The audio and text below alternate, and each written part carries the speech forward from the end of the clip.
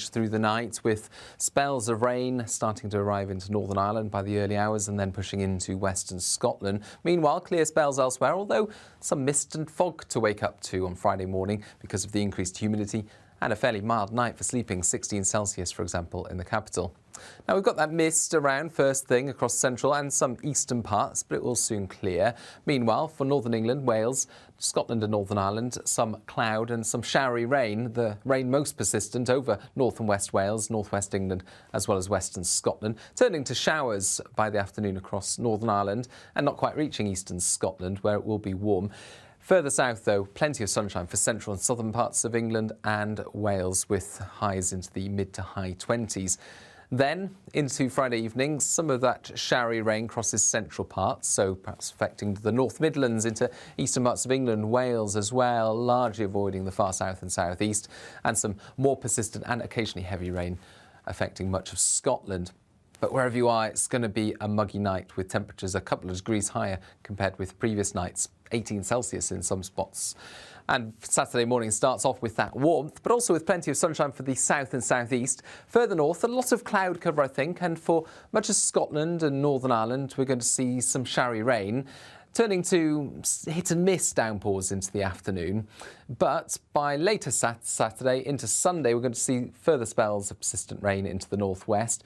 Some gusty winds associated with this as well, whilst the southeast is increasingly sunny on Sunday, with temperatures reaching 30 to 33 Celsius. First and foremost, I am a GB News fan, and I was before I was working here. Just love the fact that we're asking the questions that a lot of establishment media won't ask. With a bit of a twist, we not only want to inform you, but we want to keep you entertained. It's worth the drive because you get in and the team's all ready and waiting, they're itching to go, and it's a proper little family. GB News is the People's Channel. It's the audience that makes the programme sing. We're giving our viewers and our listeners a voice. I see the thousands of your letters, tweets, emails, you name it, coming in. Britain is broken. How on earth did we get into this mess? But more importantly, how do we get out of it? The establishment had their chance. Now we're here to represent you. It's time for something different. It's time for GB News. I'm very patriotic. I believe in Britain. Our best days lie ahead. Britain's watching. Britain's watching. Join us here on GB News. The People's Channel. Britain's news channel. I'm Andrew Doyle. Join me at 7 o'clock every Sunday night for Free Speech Nation, the show where I tackle the week's biggest stories in politics and current affairs with the help of my two comedian panellists and a variety of special guests. Free Speech Nation, Sunday nights from 7 on GB News, the People's Channel, Britain's news channel. Nightmare commute? Kick it up a gear with me, Patrick Christie's, at drive time, 3 till 6 p.m, Monday to Friday on GB News Radio. You can listen online and on DAB+, on the smart speaker app, and on the GB News app. And if you've got an Alexa, all you have to say is, Alexa, play GB News. We're also on TuneIn and the Radio Player apps. From the school run to rush hour, get revved up with me, Patrick Christie's, on GB News and GB News Radio. What you get for breakfast is something that, if we do our jobs right, you will wake up to news that you didn't know the night before. It's a conversation. It's not just me and Eamon. We want to get to know you, and we want you to get to know us. From 6, it's Breakfast with Eamon and Isabel. Monday to Thursdays on GB News, Britain's news channel. Westminster is going around in ever-decreasing circles, followed by the media. Britain is broken. How on earth did we get into this mess? But more importantly, how do we get out of it? Join me at 7 p.m, Monday to Thursdays on Farage, here on GB News. We will have open, rational debate. We've got to work out how Britain moves forward from this. Join us here on GB News, the People's Channel. Britain is watching. Every Sunday from 11, join Michael Portillo. There will be topical discussion, looking at the week before and the week to come. So kick back and relax at 11 a.m. on Sundays on GB News with me, Michael Portillo. GB News, the People's Channel, Britain's news channel.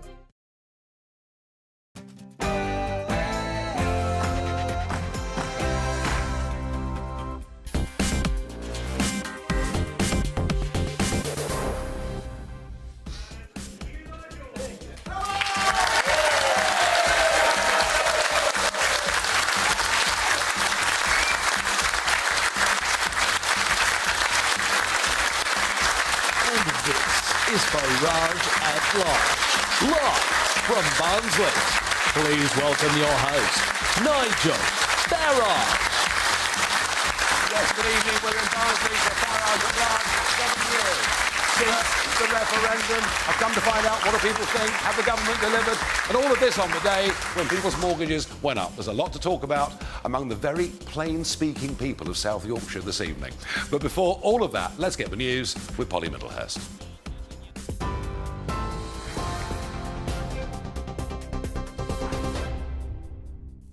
Nigel, thank you. Good evening to you. Well, the top story this hour from the GB Newsroom. The US Coast Guard says they have discovered a debris field near the Titanic in the search for the missing Titan submersible that was on its way to see the wreckage in the North Atlantic. A remotely operated vehicle, we understand, has made the discovery in the last few hours.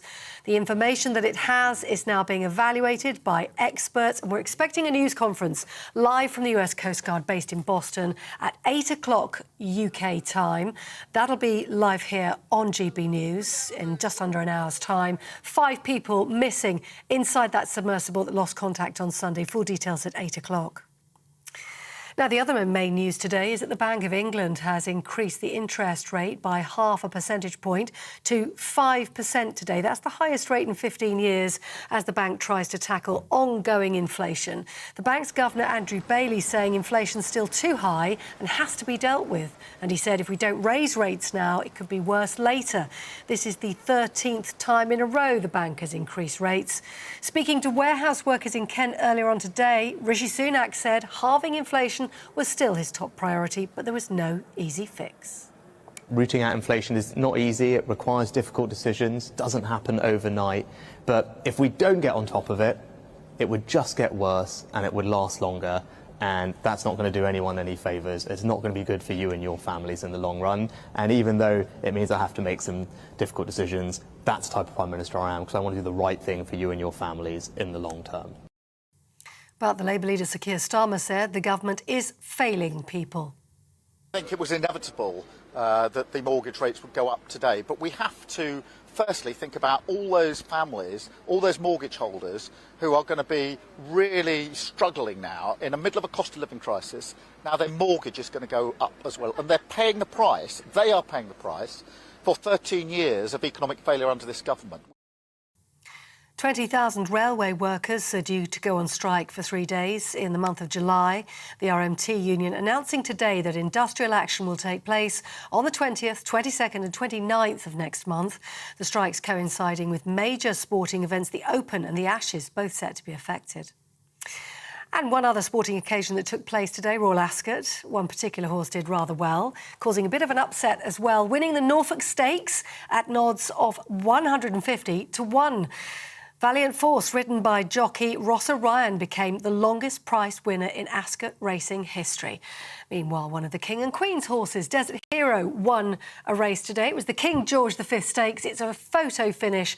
And if you're watching on television, you can see Charles and Camilla looking on ecstatic as they watched their 18 to 1 thoroughbred claim victory. You're up to date on TV, online, DAB Plus radio and the TuneIn app. You're with GB News. Back now to Barnsley for Farage at Large.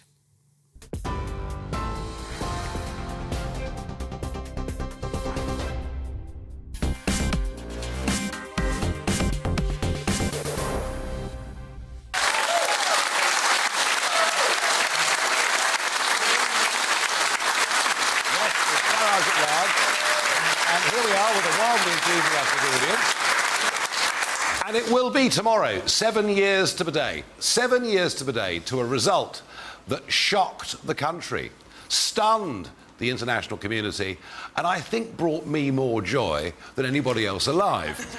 Because I'd pretty much given up 25 years of my adult life, because I believed all the way through that we should be a self-governing nation. And despite the big businesses and the trade unions and the party leaders and the BBC and much of the press, I normally expect a bigger reaction when I say BBC, but never mind. Despite all of that, the people said, the hell with you, we're going to vote for independence. So it was a great day. Trouble is, it took 3.5 years for us actually to leave, because Westminster didn't really want it. And in the end, when the electorate in 2019 having seen the Conservative Party get almost destroyed in the European elections of that year, when they appeared to have got the message. The problem was, some in the cabinet did believe in Brexit, but in my view, most didn't. And I think, whilst we've got out and we've reversed the status quo, whilst we stand taller on the world stage, whilst our financial services industry is now bigger than it was, despite all of the scare stories that we had in the run-up, I think that folk in places like Barnsley, which voted 68% to leave, I think there were two big reasons for voting leave, and they were both subsets of taking back control of our country and our lives. The first was our borders. The first was immigration. People had seen it running at levels never seen before in the history of these islands. And to think that even today, 7 full boatloads cross the English Channel, another 350 today, and that legal migration is now running at 3 times the level that it was when we voted Brexit, I think is a huge disappointment. And I think for those millions of men and women out there doing their own thing, running their own businesses, they expected realistically for the rules that run their lives to become simpler. And you know what? They didn't. There are many of us who feel, frankly, the Tories have sabotaged Brexit, let us all down very badly, and will allow the incoming Labour government to tie us up closer to European Union rules. So I am feeling disappointed 7 years on. Delighted we did it, but disappointed. Well, it's a perfect moment, I think, to introduce Miriam Cates, Conservative Member of Parliament for Penistone. And, of course, you've got a chunk of Barnsley in your constituency. Miriam, we saw previously with Michelle the hands up in the room. People are very, very disappointed. An 80-seat majority. You part of this big red wall, these seats in many cases that have been Labour for years, and boom, you're all in, you're elected. What's gone wrong? Well, I hope you'll just let me start with the positives very quickly first. So we have delivered Brexit, as you said, for a long time. That was in doubt. So I think we need to think back. We have actually done it. We have technically left the EU. I think the narrative that a lot of the media in Westminster peddles about our current economic problems being caused by Brexit is just not true if you look at problems in other Western countries. So that's not true. You know, there are other reasons for our economic problems. But yeah, you're right. I mean, the freedoms, the sovereignty, the control of immigration that Brexit promised has not been delivered. And look at immigration. We are actually in control of immigration now. The problem is that we have allowed far too much immigration because we've set the bar too low. And this is because the Conservative Party doesn't believe in it. I mean, today, Philip Hammond, Chancellor of the Exchequer, former Chancellor of the Exchequer, says the way to bring inflation down is even more mass immigration.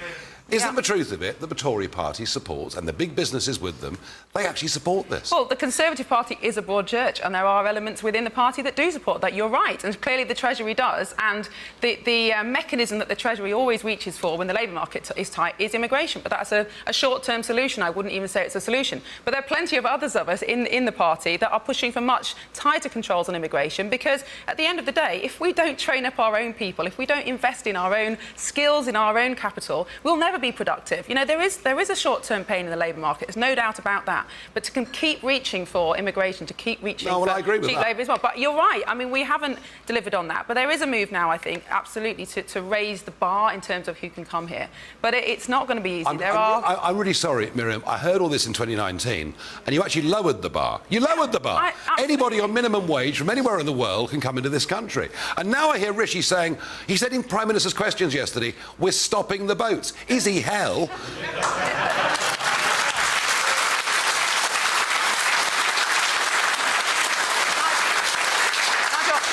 I agree with you, and I was one of the MPs who pushed for an amendment to the illegal migration bill to allow the Home Office to ignore these Section 35 notices from the European courts.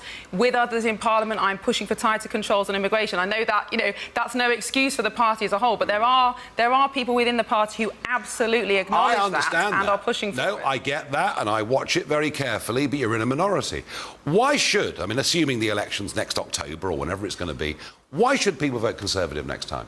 Well, I think right now that is a good question. We've got a lot of work to do. No, I agree. The demands that were put on us in 2019, the reason that people voted for us in 2019, voted for you earlier on that year, voted for Brexit, that demand for a new type of economy that works for places like Barnsley that have lost their industrial core because of the economic revolution we've seen over 30 years, people that voted for cultural security that didn't like the way that Brussels and, frankly, Westminster have pushed ideologies on people that, most people don't agree with.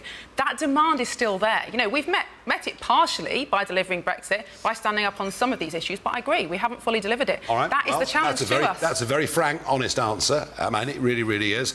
Tough day. Interest rates up 0.5%. Anybody with mortgages, it's really, really hard. And I'm going to drill into that with Liam Halligan in a moment. I think, tough times are coming for the economy. But where you've made a name for yourself in your short time as a Member of Parliament is you've stood up very strongly on one or two issues. And what I want to pick up on. I was astonished when I heard the audio recording of a 13-year-old girl in a school in East Sussex when another kid had identified as a cat. And the 13-year-old says she must have lost her mind. And the teacher threatening her, saying, well, maybe you should leave and go to another school. Now, that trans ideology, etc. Miriam, you've been strongly outspoken. Just give us in a couple of minutes where you stand on this. Well, I mean, it's a hugely complex issue, but I think it's just extraordinary how in probably fewer than 10 years we've gone from, almost everybody agreeing that there are only two sexes, you're male or female, boys or girls, that's pretty much the end of it, to this kind of rampant ideology that is now so embedded in schools that we think at least 80% of schools now have children who have a trans or non-binary or whatever you want to call it identity. And with teachers, clearly, some incredibly confused and don't know what to do, but some clearly pushing this ideology. It's become so confused. And I think, unfortunately, the government has not caught up with this quick enough. And really, the only answer is to prevent schools from doing this, to say, look, we believe in biological sex. That's the evidence. We should absolutely be compassionate to children who present with these difficulties and find the best way forward for them. But that does not include pretending that girls can become boys and that there isn't a difference between the sexes. And we have to be very clear on this. And I think, it's one thing for adults to talk about this and dress how they want, of course, in a free country. But it's very different when you're dealing with children who absolutely rely on the adults in charge to tell them the truth. And we've got to stand up for that. How much abuse online do you get from the left for saying things like this? Well, a fair bit. I joined Twitter a week ago, so I'll keep you posted. But, that's a very brave thing to do. But I actually get far less abuse than the women on the left. So people like Rosie Duffield, Labour MP, who's a friend of mine. I think people expect Conservatives to say Conservative things, so probably I get less pushback than women on the left. But they certainly get absolutely appalling abuse and attack for it, and are very brave. They really do. And for that particular Member of Parliament for Canterbury, had to attend her own party conference with security. Absolutely awful. Well, I have to say, I think the majority of parents are increasingly alarmed at what their kids are being taught in schools. And I think lockdown brought it home to us, because suddenly the laptop was on the kitchen table and they realised this ideology that was being pushed on our kids. Final thought, Miriam, what's it been like being an MP? Different to how I imagined, much more, it's very interesting, you get to meet brilliant people, that's the best part of it, hugely demanding, and I think this constant sense that you can never do enough, but, just have to take it day by day. I'm enjoying it. And what will you do after the next election? Well, that depends on my voters. Miriam Cates, thank you very much indeed for joining us.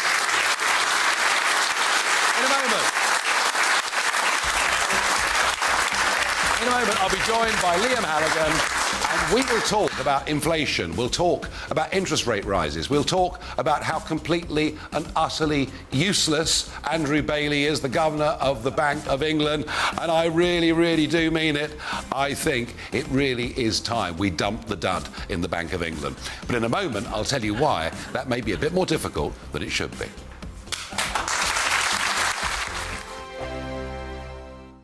First and foremost, I am a GB News fan, and I was before I was working here. Just love the fact that we're asking the questions that a lot of establishment media won't ask. With a bit of a twist, we not only want to inform you, but we want to keep you entertained. It's worth the drive because you get in and the team's all ready and waiting, they're itching to go, and it's a proper little family. GB News is the People's Channel. It's the audience that makes the programme sing. We're giving our viewers and our listeners a voice. I see the thousands of your letters, tweets, emails, you name it, coming in. Britain is broken. How on earth did we get into this mess? But more importantly, how do we get out of it? The establishment had their chance. Now we're here to represent you. It's time for something different. It's time for GB News. I'm very patriotic. I believe in Britain. Our best days lie ahead. Britain's watching. Britain's watching. Join us here on GB News. The People's Channel. Britain's news channel. I'm Andrew Doyle. Join me at 7 o'clock every Sunday night for Free Speech Nation, the show where I tackle the week's biggest stories in politics and current affairs with the help of my 2 comedian panellists and a variety of special guests. Free Speech Nation, Sunday nights from 7 on GB News, the People's Channel, Britain's news channel. Nightmare commute? Kick it up a gear with me, Patrick Christys, at drive time, 3 till 6 p.m, Monday to Friday on GB News Radio. You can listen online and on DAB+, on the smart speaker app, and on the GB News app. And if you've got an Alexa, all you have to say is, Alexa, play GB News. We're also on TuneIn and the Radio Player apps. From the school run to rush hour, get revved up with me, Patrick Christys, on GB News and GB News Radio. What you get for breakfast is something that, if we do our jobs right, you will wake up to news that you didn't know the night before. It's a conversation. It's not just me and Eamon. We want to get to know you, and we want you to get to know us. From 6, it's Breakfast with Eamon and Isabel. Monday to Thursdays on GB News, Britain's news channel. Westminster is going around in ever-decreasing circles, followed by the media. Britain is broken. How on earth did we get into this mess? But more importantly, how do we get out of it? Join me at 7 p.m, Mondays to Thursdays on Farage, here on GB News. We will have open, rational debate. We've got to work out how Britain moves forward from this. Join us here on GB News, the People's Channel. Britain is watching.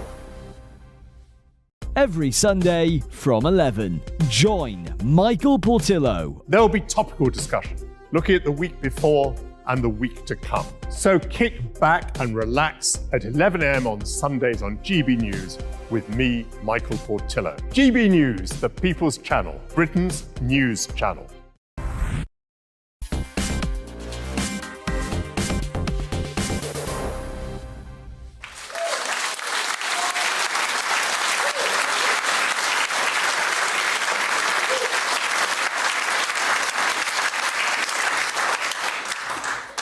So, earlier on this week, as a result of a viewer emailing in, we highlighted the fact that Dr. Abbasi was coming from Bangladesh. He is, by any definition, an extremist hate preacher, saying those that insulted the Prophet should be beheaded. We've raised the alarm, we've been in touch with police forces, the Home Office, and last night in London, the event was stopped. We don't believe in cancel culture, but equally, we don't believe in hate speech. Well, he's going to be speaking tomorrow in Leicester. And interestingly, Jonathan Ashworth, who is a shadow cabinet member and is the Member of Parliament for the Labour Party for Leicester South, has put out this statement. He said, "I was not aware of this upcoming event, but given the remarks that GB News has flagged, I am astonished that the Home Office has allowed this individual to visit.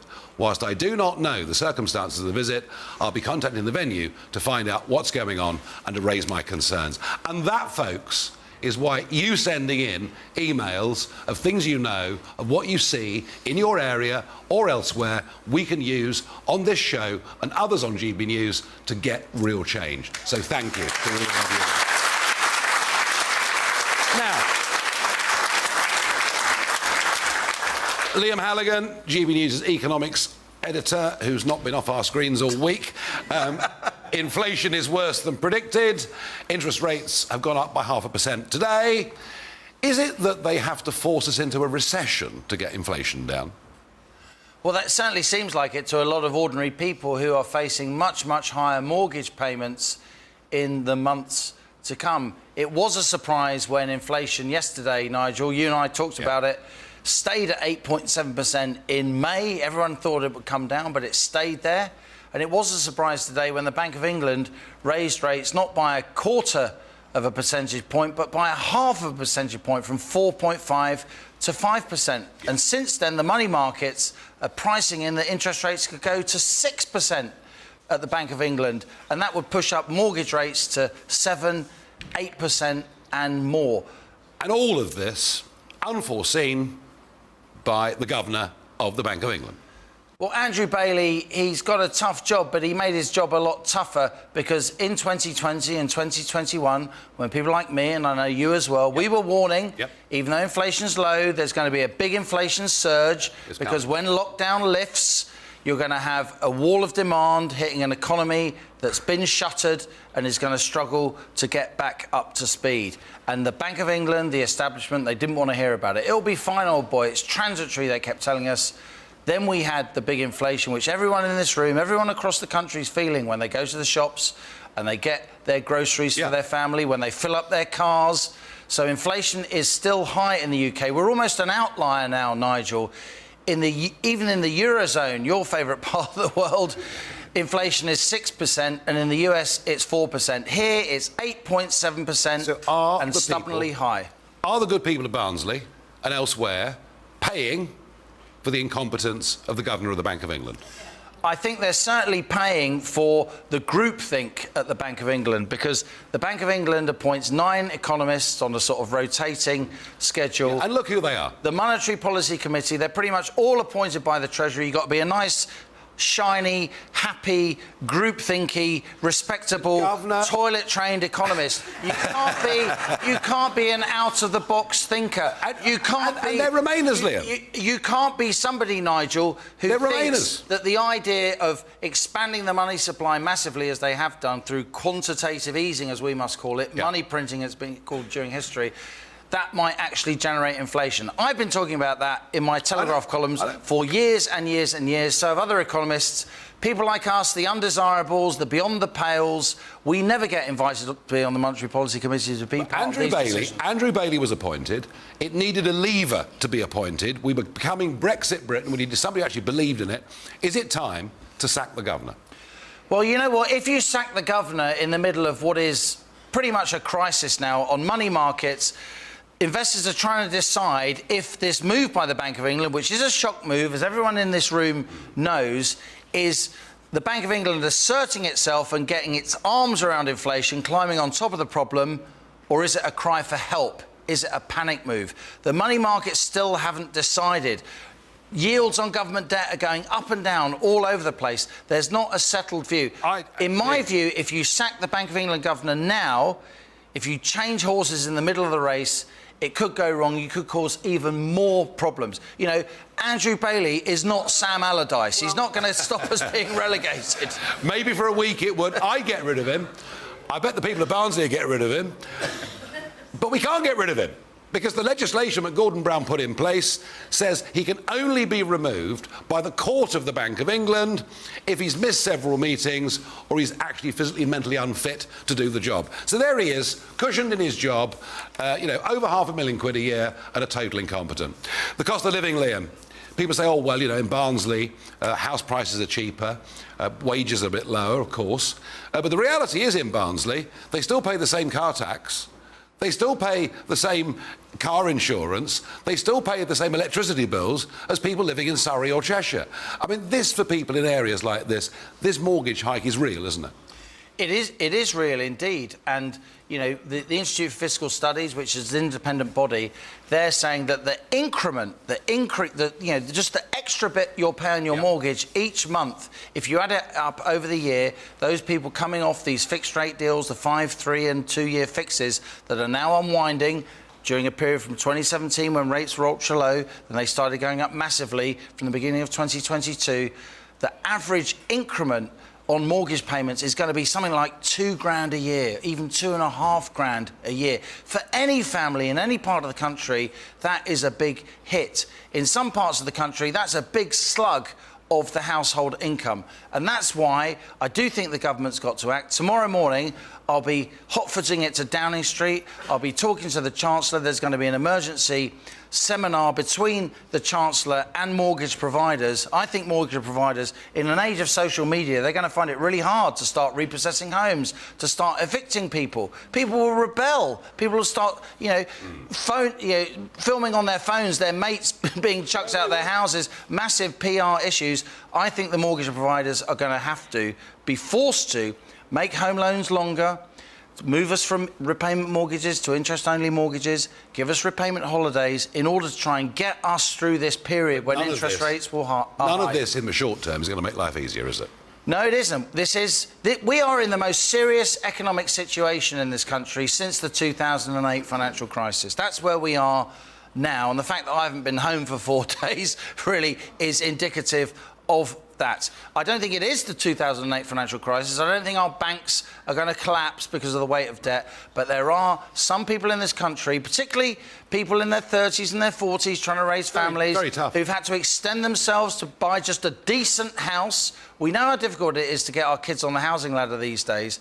I do think a lot of them are going to suffer, and it's going to have massive political implications, particularly for the Conservative Party. A couple of minutes we've got left. I want to have a quick look at Rishi's 5 pledges. As the late Bruce Forsyth would have said... Didn't he do well? No. Let's have a look at the old scoreboard, is what he'd have said first. I thought you were going to say, give us a 12. We will halve inflation. Inflation will be 2.9% by the end of the year.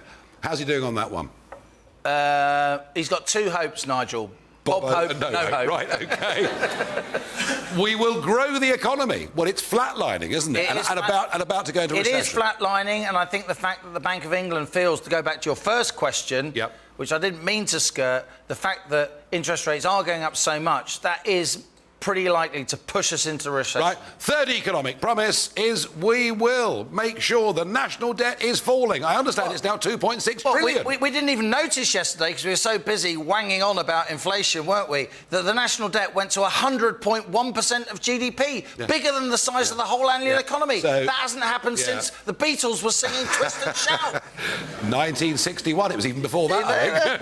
Well, they were writing it. So fail. Cut NHS waiting list, they're 7.2 million. Oh, and my favourite, we're going to stop the boats. Liam Halligan, thanks very much for joining us. In a moment, it'll be Farage to Farage.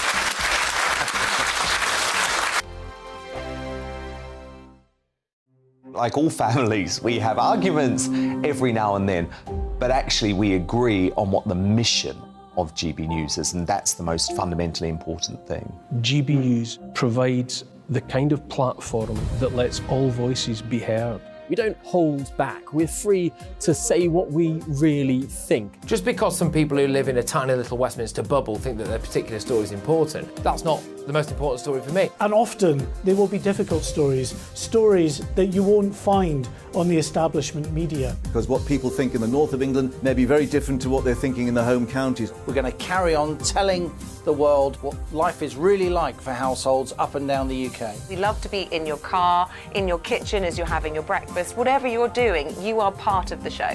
If it matters to you, it matters to us. Britain's watching. Britain's watching. Britain's watching. We're proud to be GB News, the People's Channel, Britain's news channel. Join me, Patrick Christie's, Monday to Friday, 3 till 6. We tackle the day's news agenda like you've never seen before. It's high tempo, high octane, the most controversial topics, and the best guests. You will not be able to take your eyes and ears off it. I'm not afraid to ask the questions that you really want answered. 3 till 6 p.m, Monday to Friday on GB News, the People's Channel, Britain's news channel. Join me, Camilla Tominey, on Sunday mornings from 9:30, taking the politicians to task and breaking out of SW1 to see how their decisions are affecting you across the UK. Bursting the Westminster bubble every Sunday morning, only on GB News, the People's Channel. Britain's watching. Join us every night on GB News at 11 p.m. for Headliners, which is 3 top comedians going through the next day's news stories, which is exactly what you need, because when the establishment has gone crazy, you need some craziness to make sense of it. So join us 11 p.m. every night on GB News, the People's Channel, Britain's news channel. Hi, I'm Dan Wootton. You can watch me live on GB News Monday to Thursday from 9 p.m. And did you know that you can also watch and listen live on our website, gbnews.com. You'll always be up to date on the latest breaking news, as well as enjoying the best stories, opinions and shows. You can even join the debate under our live player as you're watching. So head straight to gbnews.com on TV, radio and online. GB News, Britain's news channel. So Jubes and Kerr, we tackle the issues of the day with real robust debate, both sides of the fence, battling it out with me in the middle with my forthright opinions and views. And often really interesting things happen because you start with a position and then by the end of the debate you find actually, well, I might not have thought about that one. What we need in this country is 2 new political parties. You should maybe think about doing a 2024 calendar. I'm Michelle Dewberry and I'm keeping you company right through until 7 o'clock this evening. GB News, the People's Channel, Britain's watching. GB News, Britain's news channel.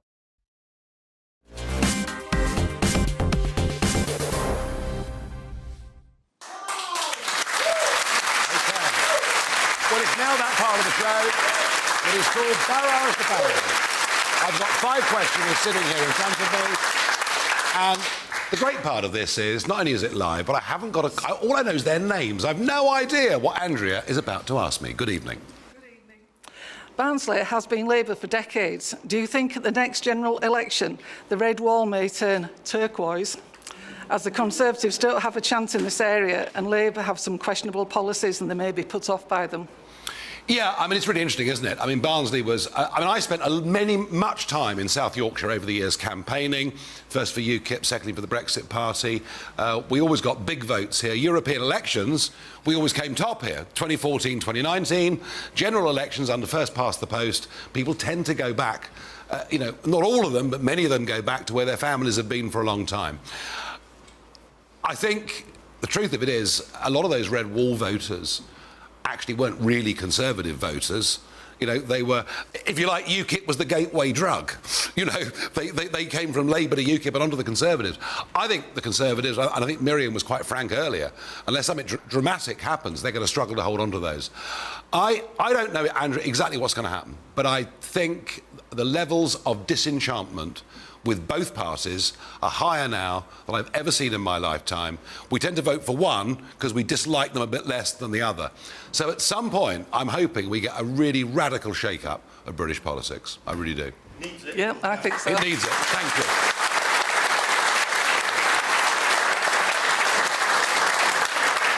OK, Jane. Hi, Nigel. Good evening. Hello. My question is, according to popular respected opinion, all of our inflation and fiscal problems stem from the price of electricity in the United Kingdom. Will those in power of all colours ever admit that net zero is just not workable? Well, Jane, I think the real answer to your question is we should swap seats probably, and you should be here, because you're absolutely right. They've never admitted that they've lumped all this money on our electricity bills. For the last 2 decades, they've basically taken money from the poor and given it to rich foreign companies to build wind farms. I mean, that has been going on for a couple of decades. We all want to live in a better, cleaner environment. We all want our kids and grandkids to inherit, a world. But the fact is that between Indonesia, China, countries like this, India, I mean, they're burning... I mean, here we are in an old coal mining town. They're going to burn 8 billion tonnes of coal in the world this year. And what we're doing is telling you you're going to have a heat pump on your house, an electric car, and if you're rich, it's great, but if you're not, it's wholly unaffordable.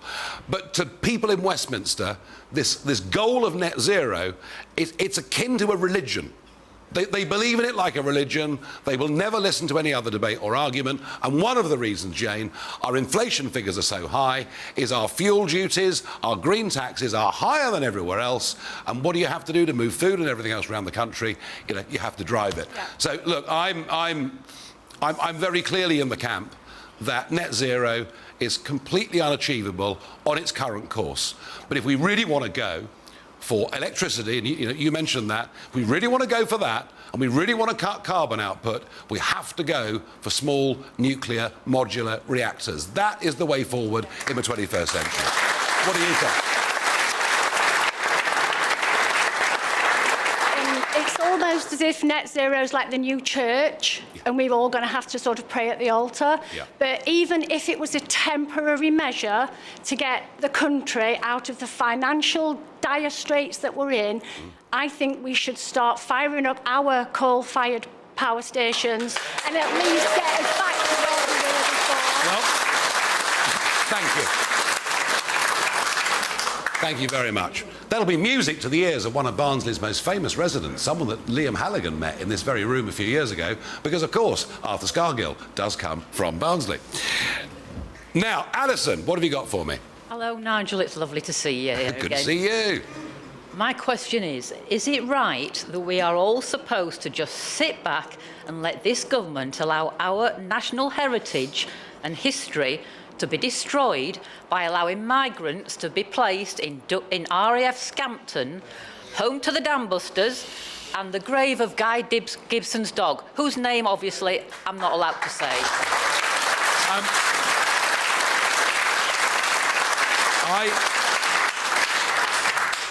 I did a live show from Scampton. I saw it. Yeah, we did a live show from Scampton from the Dam Busters Arms, which is a very good pub. That's just by the by, but it is. I think you're right. I think that is wanton cultural destruction of a very important site. I even hear that most of the artefacts from 617 Squadron and personal artefacts from Guy Gibson have now been completely removed from the buildings, taken to the RAF Museum in Hendon. They've gone to a good home, but that's not really the point. But I think, Alison, it's actually a bit worse than that. I think what's happening in our schools and through much of our media is an attempt to literally denigrate everything this country has ever done and ever stood for centuries. I mean, take the history of slavery. You would think, to listen to commentators, we were the only country in the world in history that had perpetrated slavery. Well, actually, we were one of many European countries that were doing it. And who was selling us the slaves? Well, actually, African slave masters. And we then used the Royal Navy for decades at a loss of over 2,000 lives to stamp out the trade. Kids in school are not being taught any objective view of our history. And I think what's interesting, I sense a rebellion of this. And if you say to people in this room or elsewhere, are you ashamed of your family's history? People say, no, actually, do you know what? You know, my gran in the war worked in a factory building Lancasters. We're not ashamed of our history. We know it's different to today, but actually, compared to many other countries, particularly European ones, I think our history is pretty blooming good. And I think we've got to stop this absolute poisoning of the minds of young people about who we are as a country. I really do.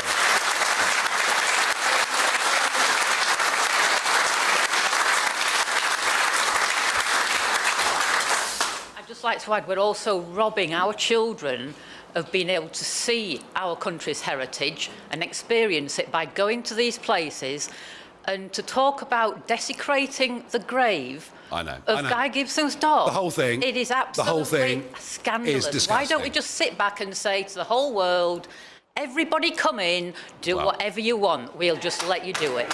Well, you know, I think the fact that people have come here illegally, have been placed there, I think that makes people very, very angry. We've got, time is running short. I've got Shirley up next.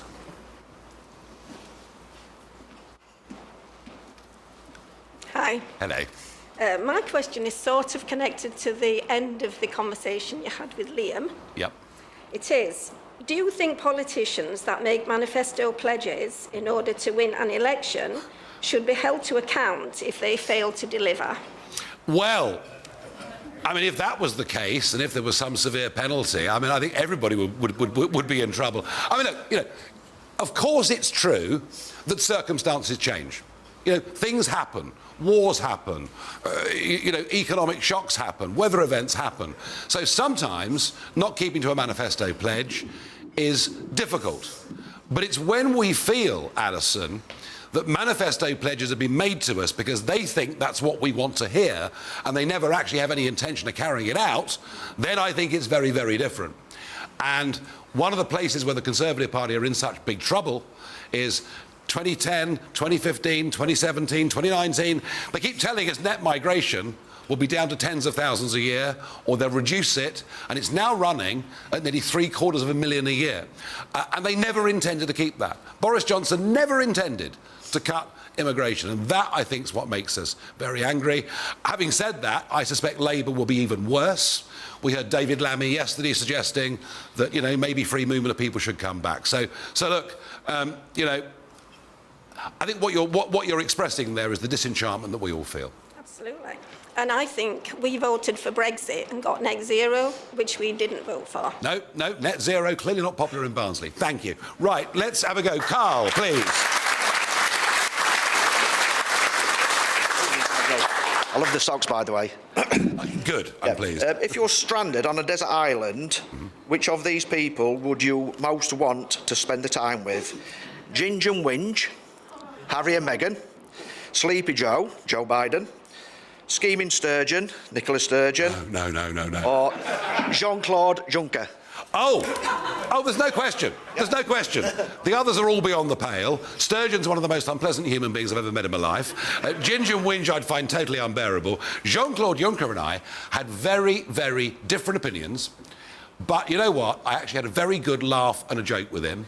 And provided we had a pipeline in from one of the Bordeaux vineyards, I think we get on well, and he would cheer me up no end because he'd make me think I haven't got a drink problem at all. In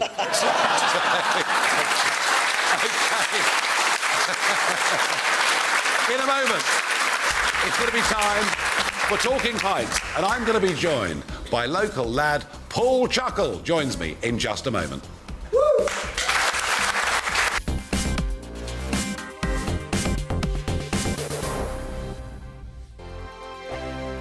I joined GB News because I was sick and tired of not hearing my views being represented, not just mine, but so many people that I knew and spoke to. I just couldn't get my voice out there. I couldn't say anything, I couldn't do anything. Whatever the narrative was, I kind of had to follow it. GB News is there to provide a voice for those who have been ignored by the establishment media. We think different things, we've got a different style. GB News is here to be optimistic and positive about the future. It's real kind of dynamic and flowing, with the audience very much at the heart of it, like a big family.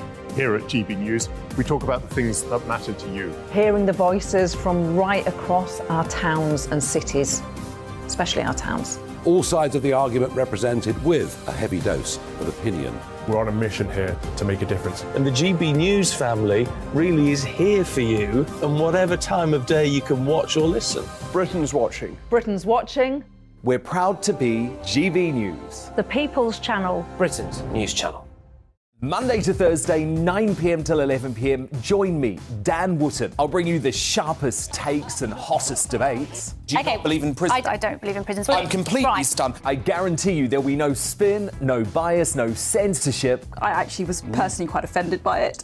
And no reason to go to bed. So I guess they've always been quite woke. That's Dan Wootton tonight on TV, radio and online. Monday to Thursday from 9 p.m. till 11 p.m. on GB News. The People's Channel, Britain's news channel.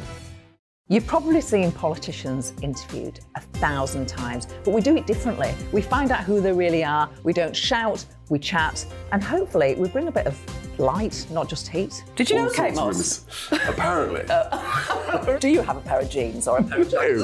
No, of course I don't. What would I do with them? My friends are like, oh my God, what's she doing now? Join me every Sunday at 6 for Gloria Meets, only on GB News, the People's Channel, Britain's news channel. Weeknights on GB News from 6 p.m. You'll always get drama. Please stop, Michelle. I know, yeah. Please stop. Should I just shut up? Romance. You like me, I like you. There you go. There you are. Well, don't tell anybody. Adventure. Etc. That's the whole point. But And action. Sergeant, read my superstar panel. They're already at it. They're fighting. It's going to be quite a show. Only on GB News. Britain's watching. In a world of dull and predictable radio and TV shows. Oh, hi. On Mark Dolan tonight, we've got big guests. We drill into the big stories of the day. The show adds up to a brilliant listening and viewing experience. Mark Dolan Tonight is the most entertaining current affairs show ever, and that's a fact. That's Mark Dolan Tonight, Friday, Saturday and Sunday from 9. Only on GB News, Britain's news channel.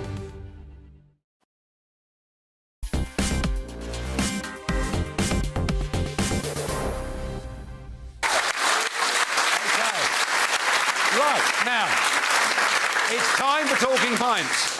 And my guest tonight, well, I have to say, he is one of the most versatile comedians, because here he was, here were the Chuckle brothers, with Titchy Strider just a few years ago. Have a look at this.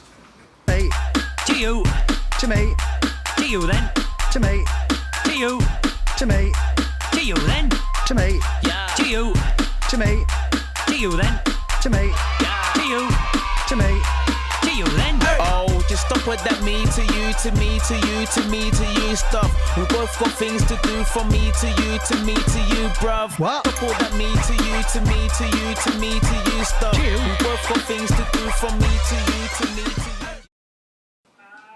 you. Please welcome Paul Chuckle. Paul, welcome. Welcome. It's a good part of the show, this, isn't It's it? a nice part, isn't it? Born and bred Rotherham. Yes. And a family of entertainers. Yes, Dad was a comedian, Gene Patton, was in the old musicals and stuff. Mum was a dancer. Two eldest brothers who were in the business when I was born. There's not far between us, but mind you, the war did interrupt Mum and Dad. Showbiz families. And I was born in Masborough, stone's throw from Millmore, Rotherham United's ground, and in fact the first words I said was, "Who threw that?" And well, a hard crowd, isn't it? And you know, people think these days X Factor and all of these big talent shows. Britain's Got Talent, because you guys won a show that was even more dominant, I think, in many ways. Yeah. It was the famous Huey Green and Opportunity Knocks, wasn't it? Yeah, Huey Green. Yeah, we won that in 1967. We'd only been in the business 4 years by then. 60 years this month since we started. Very good. And winning Opportunity Knocks changed everything. No. No? For about 2 or 3 months, we were big names in the working men's clubs. And that was it. And then we were forgotten again, because if you're only on a one-off, even if it's a talent show, you don't do much. But 7 years later, 1974, we won New Faces. Yep. And that changed it a bit. And we got quite a lot of TVs after that. Yeah, and you're appearing on big TV programmes, you're doing all this stuff, you're making people laugh, but you then decide that you're going to do kids' TV and make kids laugh. What prompted that? Well, we didn't decide it. We were asked. We were doing, there's a Ward Allen, Roger the Dog. It was a children's TV programme, and it was touring the country, and they were doing a 3-week tour over Easter in theatres, which was our forte more than the clubs. And we were asked if we would compare the show. And we said, we've never worked to kids in our lives. And they said, well, you do pantomime every year. So, well, yeah, but that's family. And they said, well, all you need to do is compare the show and do a few bits you do in the panto. So we said, oh, cool, yeah, we'll do that. 'Cause, I mean, 3 weeks in the theatre. Entertaining kids compared to the northern stand-up comedy, it's a slightly different script, isn't it? Just slightly. Yeah, Rotherham Trades and Labour were much harder. But you go on, with Chuckle Vision to have this truly astonishing success. Yeah, it's amazing. I mean, you go on for nearly a quarter of a century. Yeah, 23 years. Everybody between 30 and 50 knows exactly who you are. Yeah, was it fun to do? It was fabulous. What a great show. And because it was so fun to make, all the crew were independents. They all made sure every autumn they weren't doing anything. They were doing Chuckle Vision. We had the same crew for about 20 years. And it was just absolutely fantastic. It was like the family getting back together to film it. And there you were, with your brother Barry. You're working together the whole time. Now, normally brothers, whatever age they are, argue, have a bit of a scrap. I mean, how was that working relationship for all those years? Oh, we'd hit each other and then go, hello! No, we never really had a fight. We never ever had a fist fight or anything like that. Obviously, you have arguments now and again, but when you're growing up from kids, it's anything. You have a row about something or other, and I'm never going to speak to you again, and 5 minutes later, you're playing again. Yeah. You're playing again. And it was just like family, that. Isn't it? That's how and I know you've said, since Barry passed away a few years ago, that you found that very, very tough. Oh, 5 years ago, it was awful. It really was. Because he hadn't told me that he'd got cancer. He was telling me he'd got sciatica, and I kept saying, well, it seems unusual you've got it down both legs. It's I've had it myself, and it's agony down one leg, but not both. And he said, well, that's what the doctor tells me. And he was just keeping it from me that he'd got bone cancer. And then we were going to do Sports Relief, a sketch in London for Sports Relief. And the taxi picked me up and went to pick Barry up to go to the station to go down to London. And he struggled to get out of the house. And I was watching him from the taxi, and he was trying to lift his feet over the step. And his wife helped him across to the car, and he got in, and I said, what? And he said, oh, I'm having a lot of pain today in the legs.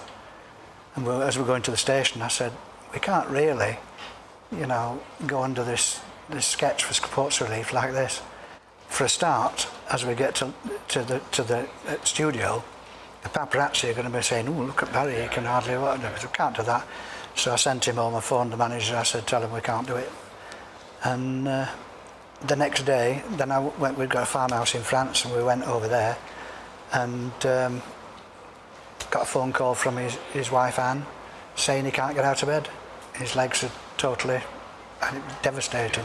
And that's when I said, put him on the phone, and I spoke to him, and that's when he said, he was always said he wanted to work until he dropped dead on stage. His thing was always entertaining, you know, making people laugh. Yeah. That's all he ever wanted to do. Like Tommy Cooper, he wanted to work forever. Who died on stage. Exactly. And he wanted to do the same thing. So he wouldn't say anything, because I'd have said, you know, get yourself sorted. And he didn't. But you, obviously it hurt you hugely, and you'd worked together, and you sort of said, you know, he was the Eric Morecambe to your Eddie Wise, and all of those things. Exactly. And yet, Paul, you could have just said, well, you know what, I've reached a certain age, I've reached 70, maybe it's time I retire. But here you are, 5 and a bit years on. And I mean, you're on TikTok, trying to entertain all the kids. You do Cameo. Well, these kids now are grown up to 50 on. But you seem to be incredibly busy. What are you up to? Well, I'm sorry, but I was born in a council estate in Rotherham, and you keep working, don't you? You need the money. But yeah, I enjoy it. I enjoy what I do. I'm now a DJ. A DJ? Yeah, I do an hour's DJ spot, celebrity DJ in nightclubs and universities. I've just come back from Malta, hence the tan. I've been filming Madame Blanc Mysteries with Sally Lindsay, you know, over there, and whatever. You know, I did Spring Watch a couple of weeks ago. Yeah, anything that comes in, I just love doing it. It's just, you know, it's great. This one's even better. You get a drink. Well, thank you. And is it, I mean, you know, you talk about Tommy Cooper, your brother. Is that your ambition, just to keep going as long as you possibly can? Well, no. My ambition is to win the lottery and just sod off. Do you know what, Paul? I think having met you, albeit briefly tonight, if you won the lottery, you'd still be out celebrity DJing. I would. You'd still be out enjoying yourself. And pantomime and all the bits. Now, what is it? What is the ingredient that makes some people have the ability to make others laugh? What is it? What's the secret? I've always asked myself that. And so, no, I don't know. It's fun. I mean, the type of comedy Barry and I did, and I still do when I'm doing pantomime stuff, is ageless. It's going back to Roman days, you know, if they got the togas on, if the wind blew and it shot up, whoa, hey, look at that, it's funny. Yeah. And somebody trips and falls. You see a grandma coming out of the shop and slips on the ice flat on her back. First thing you do is go, and then you go and help them. You know, that's comedy, you know, things that are funny. Now, a lot of people, a lot of comedians now really worry that with the modern woke age we're living in, and you can't cause offence and you can't tell jokes about this and that. No. People like Rowan Atkinson have been really quite outspoken on this, saying, look, you know, if we kill comedy, which is what you're doing if you can't say everything, we effectively, you know, change our society and change our life. I mean, does that worry you? Nothing worries me. I'm too chilled. I'm from East Erinthorpe in Rotherham, and it's, you know, nothing worries me. No, when we won New Faces, we did a joke, a gag, dancing gag. We were stammering. I say, can I have this dance? And Barry would go, yeah. And we'd dance around in a circle. He'd go, yeah. Dance around in a circle. He'd go, yes. And we got 10 out of 10 from all the judges for the whole routine we did. And Clifford Davis said, I don't really like jokes about, you know, people with a disability. And Mickey Moore said, what are you talking about? You were laughing more than we were. And he said, oh, yeah, it was very funny. He said, you know. But all that stuff, you can't do that. No way you could do that anymore. But it seems the repertoire is being narrowed in more and more and more. Yeah, but when you do these things, you're not having... we weren't taking the mickey out of people that had a speech impediment. You know, it was just a funny joke. And the way we did it visually and things, you know. But life has changed, you know. Do we like the change? Well, some of us do. Anybody over 70, I don't think we like the change. I don't think there's anybody over 70 here anyway, so we're all right. One or two, but not that many. And South Yorkshire's changed, obviously. Oh, yeah. I mean, South Yorkshire, I mean, it was all steelworks and pits, things. They've all gone. All of that. There's a couple of steelworks left open, but it's a shame because I mean, salt of the earth. You know, Rotherham people and Barnsley people. Yeah. Good. Fine. Well, there you go, you see. Paul Chuckle, always the entertainer, still knowing how to get the audience on his side. And I want to say a big thanks for coming on, my guest on Talking Pints. What a great career you've had. Thank you, Nigel.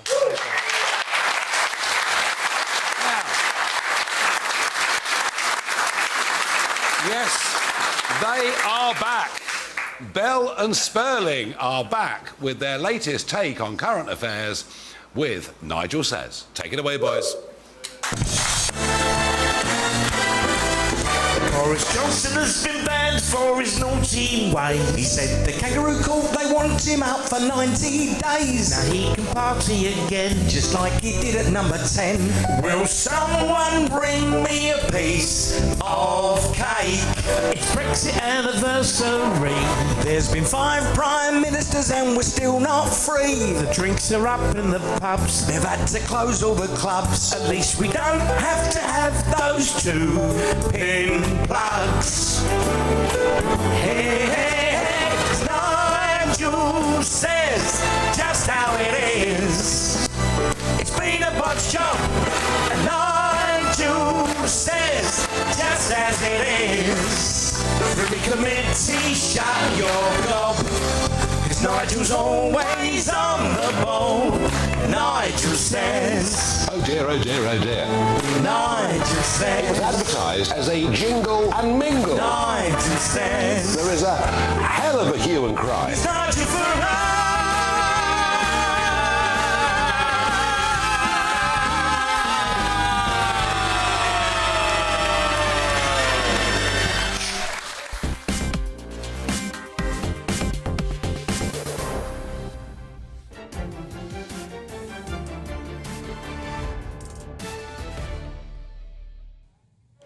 Hello, I'm Jacob Rees-Mogg, and this is State of the Nation Tonight. We're going to be going over fairly shortly to a press conference in relation to Ocean Gate, who have issued a statement recently, which I will read. The Ocean Gate statement is as follows. We now believe that our CEO, Stockton Rush, Shahzada Dawood and his son, Suleiman Dawood, Hamish Harding and Paul Henry Nogelot have sadly been lost. These men were true explorers who shared a distinct spirit of adventure and a deep passion for exploring and protecting the world's oceans. Our hearts are with these 5 souls and every member of their families during this tragic time. We grieve the loss of life and joy they brought to everyone they knew. It's an extremely sad time for our dedicated employees who are exhausted and grieving deeply over this loss. The entire Ocean Gate family is deeply grateful for the countless men and women from multiple organisations of the international community who expedited wide-ranging resources and have worked so very hard on this mission. We appreciate their commitment to finding these 5 explorers and their days and nights of tireless work in support of our crew and their families. This is a very sad time for the entire explorer community and for each of the family members of those lost at sea. We respectfully ask that the privacy of these families be respected during this most painful time. As I say, we're waiting for the press conference to come from the Coast Guard. My understanding is that debris has been found, and it is thought to be that the submersible that has been found, and therefore, as I say, we've had the statement about the loss of life. It's obviously a very sad time for the people involved, for their families, and that must be at the forefront of our minds currently. But there is something, isn't there, very heroic about people who are willing to take these risks, people who know that there are great dangers involved, but nonetheless push the boundaries of human ingenuity and understanding to go out and to go into the depths of the ocean or into the areas of the world that haven't been reached before. And we think back over history, over people who have been willing to do this, who took the steps into the unknown that have led to the society that we now live in. You think of Christopher Columbus going back, who, when he went off, he had no idea what he was going to find. You think of Captain Cook, who, of course, also was in the end killed because of his exploration, which led to so much increase in the understanding of what the world is like, and perhaps the last most unexplored area is the depths of the ocean, where these brave souls were trying to find out what was going on where the Titanic is. But we're now coming I think, to the press conference. It's just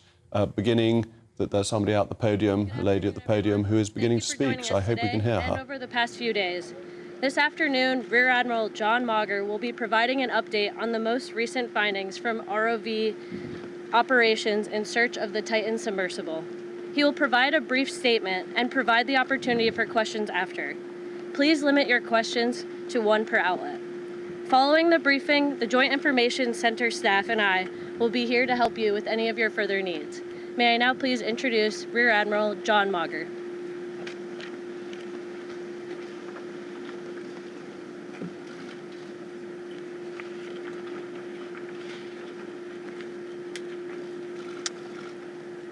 This morning, an ROV, or remote operated vehicle, from the vessel Horizon Arctic discovered the tail cone of the Titan submersible approximately 1,600 feet from the bow of the Titanic on the seafloor. The ROV subsequently found additional debris. In consultation with experts from within the Unified Command, the debris is consistent with the catastrophic loss of the pressure chamber. Upon this determination, we immediately notified the families. On behalf of the United States Coast Guard and the entire Unified Command, I offer my deepest condolences to the families. I can only imagine what this has been like for them, and I hope that this discovery provides some solace during this difficult time.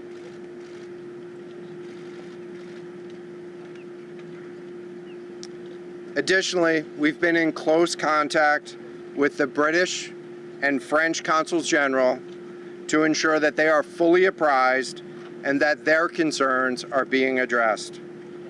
The outpouring of support in this highly complex search operation has been robust and immensely appreciated. We are grateful for the rapid mobilization of experts on the undersea search and rescue, and we thank all of the agencies and personnel for their role in the response. We're also incredibly grateful for the full spectrum of international assistance that's been provided. The ROVs will remain on scene and continue to gather information. Again, our most heartfelt condolences go out to the loved ones of the crew. We'll now take questions. Rear Admiral, can you talk about the delay in reporting the vessel missing and what impact that had on the search? This was a incredibly complex case, and we're still working to develop the details for the timeline involved with this casualty and the response. And so we'll provide that information. The recovery of the body. What other debris have been found? And have you found any trace of those who were? So this is an incredibly complex operating environment on the seafloor, over 2 miles beneath the surface. And so the remote operating vehicle has been searching, and it is highly capable. And we've been able to classify parts of the pressure chamber for the Titan submersible. Let me refer to one of my undersea experts here, Mr. Paul Hankin, to talk about the nature of some of the debris.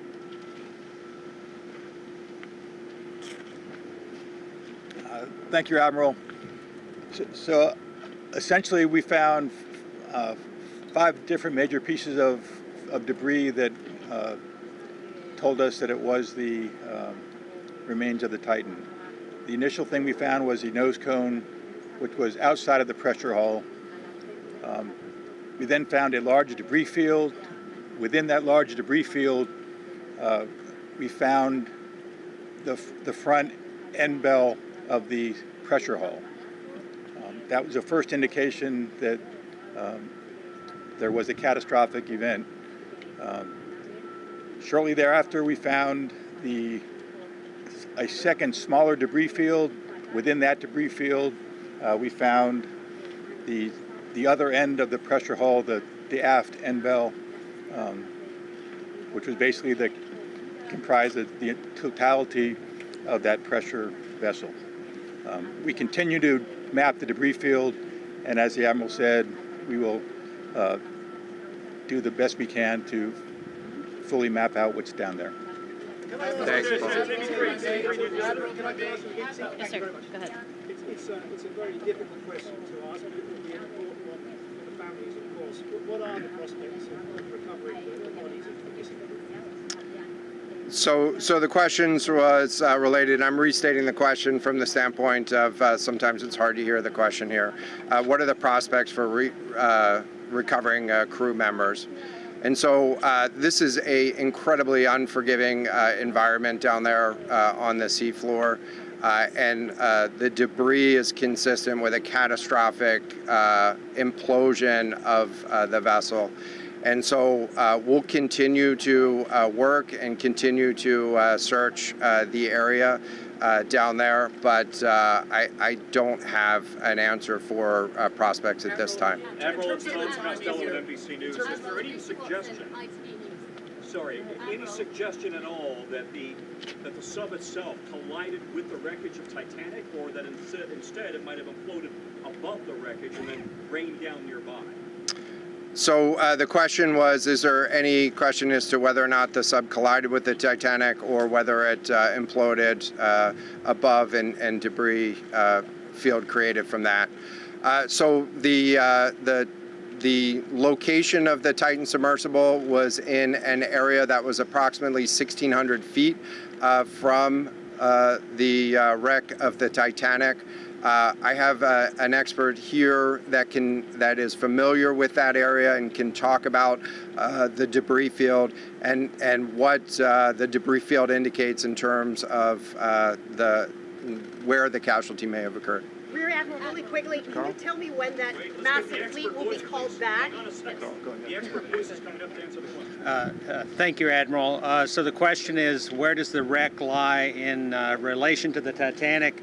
I didn't hear the Admiral's answer. I think 1,600 feet. Was that correct, Admiral? Yep, you got it. So that's off the bow of Titanic. It's in an area where there is not any debris of Titanic. It is a smooth bottom. To my knowledge and anything I've seen, there's no Titanic wreckage in that area. And again, 200 plus meters from the bow, and consistent with the location of last communication for an implosion in the water column. And the size of the debris field is consistent with that implosion in the water column. Thanks. What would cause the question in terms of the timing here? You say that this was a catastrophic implosion, and I know it's early on, but is it your estimation that this happened right at the moment when they lost contact, an hour and 45 minutes after the descent? So the question was about the timing of the catastrophic implosion. Right now, it is too early to tell with that. We know that as we've been prosecuting this search over the course of the last 72 hours and beyond, that we've had sonar buoys in the water nearly continuously and have not detected any catastrophic events when those sonar buoys have been in the water. So, can you describe what happens from here, sir, in the next days and weeks in terms of finding any more debris? What happens from here? So we will, the question was what happens from here, what's the next phase? And so right now, again, our thoughts are with the families and making sure that they have an understanding as best as we can provide of what happened and begin to find some closure.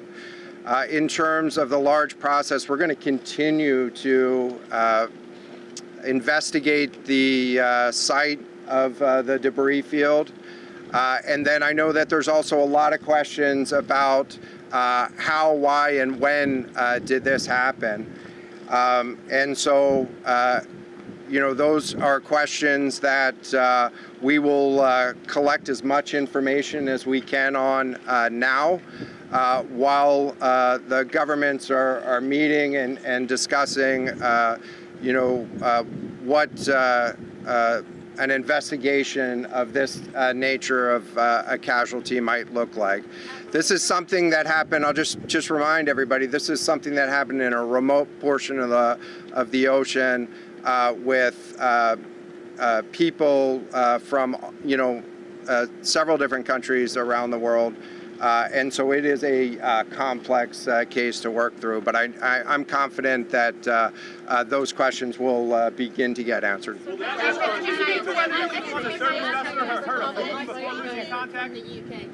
any suggestion that time factors, speed, anything could have prevented this or saved 5 people on board, or is this quite simply a catastrophe? The question was there any suggestion that time factors may have played a role or a consideration in the casualty here? And so the debris field is consistent with a catastrophic implosion of the vessel. Again, while we were prosecuting the search, we had listening devices in the water throughout and did not hear any signs of catastrophic failure from those. And so we're going to continue to investigate, or we're going to continue to document the information there and understand, based on all the information we have, the timeline.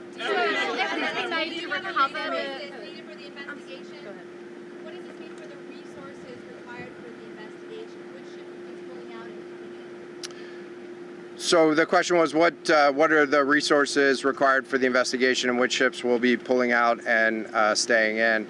And so it's too early for me to talk about an investigation. That's a decision that's going to be taken outside of the search and efforts that I was leading. But we do have a number of vessels. We have 9 vessels on the scene right now. We had medical personnel on scene. We had other technicians on scene. And so we will begin to demobilize personnel and vessels from the scene over the course of the next 24 hours. But we're going to continue remote operations on the seafloor. And I don't have a timeline for when we would intend to stop remote operations on the seafloor at this point. Admiral, as a result of this, do you think there should be changes in the way these are safety rated or inspected so that this won't happen again? Yeah, the question was essentially about, do you think that there should be changes in safety ratings or inspection for these standards? I know that there's a lot of questions about why, how, when this happened, and the members of the Unified Command, you know, have those questions too, as professionals and experts that work in this environment. And this is an incredibly difficult and dangerous environment to work in out there. But those questions about the regulations that apply and the standards, that's going to be, I'm sure, focus of future review. Right now, we're focused on documenting the scene and continuing the subfloor operation. We don't know the timing here, but there was the banging noises yesterday that redeployed the ROVs to this area. Is there anything conclusive in those noises, and did that redirection and then finding this debris field today all help? So throughout the search efforts, we reacted to the information that we had available to us. And while we continue to send it off for deeper analysis, again, really complex operating environment for us to work in. let me check with the experts, but there doesn't appear to be any connection between the noises and the location on the seafloor. Again, this was a catastrophic implosion of the vessel, which would have generated a significant broadband sound down there that the sonar buoys would have picked up. This will be the last question. Can you please say whether or not? Can I just ask you about your comment regarding the families? That dropped into the ocean today arrived early this morning. It seems that Swiftly was able to find them. Can you talk about the speed of that? And also, were all of the assets involved moved as swiftly as possible to the area? And was any help turned away, as some lawmakers have criticized the government? This was a incredibly complex operation, and we were able to mobilize an immense amount of gear to the site in just a really remarkable amount of time, given the fact that we started without any sort of vessel response plan for this or any sort of pre-stage resources. And so the equipment that was brought on site this morning that we were using was a pelagic ROV capable of operating at 6,000 meters, cameras, sonar, other articulating arms and resources on it. And it, we had to transport it here through C-17 aircraft. This is 2 aircraft that it took to get this up here. And so we've really had the right gear on site and worked as swiftly as possible to bring all of the capabilities that we had to bear to this search and rescue effort. And it was just a huge international and interagency effort to make this happen. So I'm really grateful for all of the responders that came out to support this and really search for the vessel. It is a difficult day for all of us, and it's especially difficult for the families, and our thoughts are with the families today. But this was an immense support, and we had the right gear on the bottom to find it. So thank you. Will you attempt to recover the bodies, can we ask you, though? The victims, will they be recovered? Thank you so much, everyone, for attending this afternoon. There are no future planned press conferences.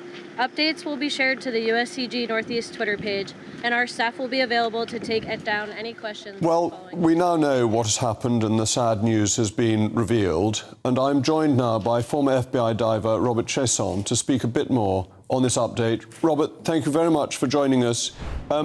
It seems as if there was a catastrophic failure of the pressurization of the submersible, and therefore that happened at the point at which communication was lost. Do you think that's correct? Yes, I do, and it's something that I kind of predicted from day one on this. There was only a couple of things that could have went wrong.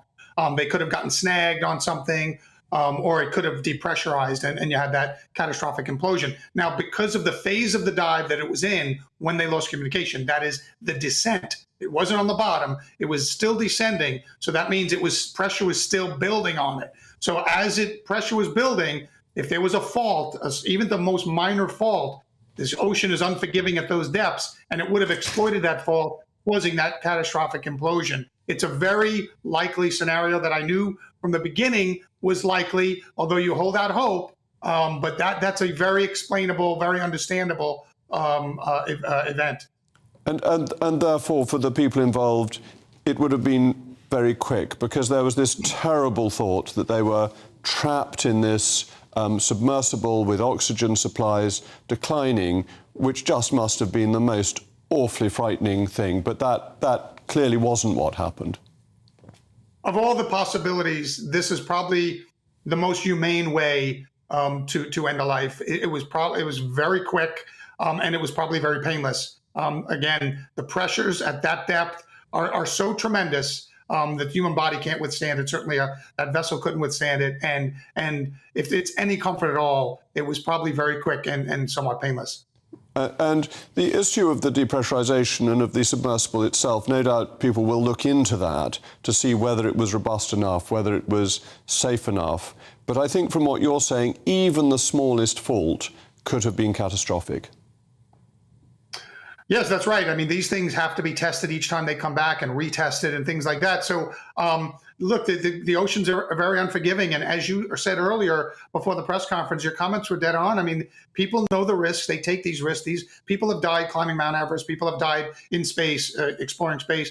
This is a human cost of exploration. And those that push the limits often, are the ones to pay that price. And that's what we've seen here. We know more about the surface of Mars. We have Mars rovers all over the surface of Mars than we do about our own deep ocean. So these people are going to places that very few humans have ever gone and very few humans ever will. And there is a benefit to that exploration. There is benefits to knowing what's out there and what's down there. And I applaud, these souls that have now left us because they paid an ultimate price for the betterment of all of us. Well, I agree. They join the heroic figures of the past who, in the interest of exploration, in the interest of knowledge, have been willing to take these risks. And, of course, these risks are high, as we have seen. Well, thank you so much for joining me, Robert. I'm now joined by my panel, founder of Novara Media, Aaron Bastani, and former Brexit Party MEP, Annunziata Rees-Mogg. Aaron, do you think that this is a sad end for heroic people, or do you think that people shouldn't be doing this, that they should let the rovers do it and be more security and safety conscious? It's certainly a very sad end, and I think people offering political commentary or insights as to how regulation can avert similar things in the future, that can wait for another day. But I do feel that, there was the father and son of the two British nationals who died down there, and there is a lingering thought for me that were these paying customers of this business fully apprised of the risks they were taking? Because the more I've learned about this in recent days, the more my jaw has dropped. This is really akin to sending people into outer space. You don't think about it because 2 miles doesn't sound like very much, but as we found out the hard way, 2 miles under the surface of the ocean is an extraordinarily high amount of pressure, a very difficult environment for humans to operate in. But the questions about regulation and so on can wait for another day. For another day, and for the moment we need Annunziata to be thinking about the families and the sadness for them. And as Aaron's saying, the regulatory issues come later. You can't really call it a blessing, but thank goodness it was quick. I think I was one of the many people who could think of nothing more terrifying, especially for the father and son, to be just slowly running out of oxygen and knowing they can't get out and they can't do anything themselves, the impotency of that. And also for the family, the certainty that they've